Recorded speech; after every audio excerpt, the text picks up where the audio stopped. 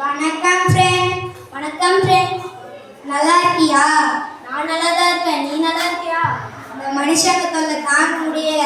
எங்க நல்லா இருக்கிறது? நான் குற்றவாளியா?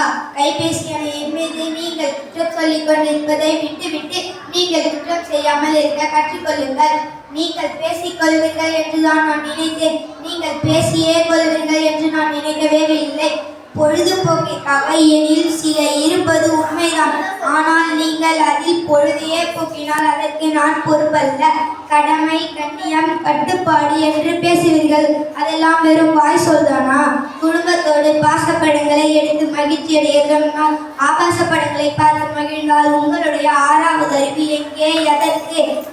பிள்ளைகள் விளையாட்டு விளையாடுவதால் படிப்பு கெட்டு போகிறது என்று குற்றங்களை என் மீது கொட்டுபவர்களே, அன்று குழந்தை பருவத்தில் நிலாவை காட்டி, மலர்களை காட்டி, ஆடி காட்டி, பாடி காட்டி, பாலும் சோறு மூட்டினார்கள்.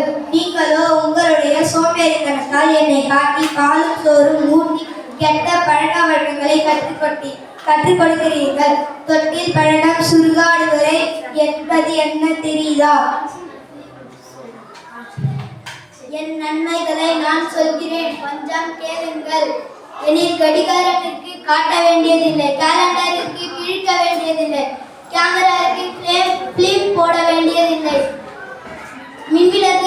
மின்விளக்கிற்கு மின்சார கட்டணம் செலுத்த வேண்டியதில்லை, கால்குலேட்டர் பயன்படுத்தலாம், சக்தி தேவையில்லை, பாட்டு கேட்கலாம், கேசட் போட வேண்டியதில்லை, தகவல்களை அனுப்புவேன், யாரிடமும் கேட்க வேண்டியதில்லை, பணம் அனுப்புவேன், கூலி கொடுக்க வேண்டியதில்லை.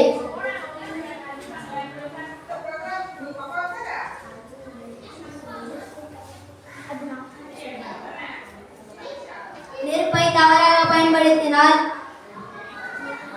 அதில் எது வேணாலும் எரிந்து சாம்பலாகும் இல்லையா? வெள்ளம் வரும், தண்ணீர் ஊரையை அடித்து செல்லவில்லையா? வாகனம் ஒரு மனிதன் மீது மோதிவிட்டால் வாகனத்தை தானே கைது செய்ய வேண்டும்.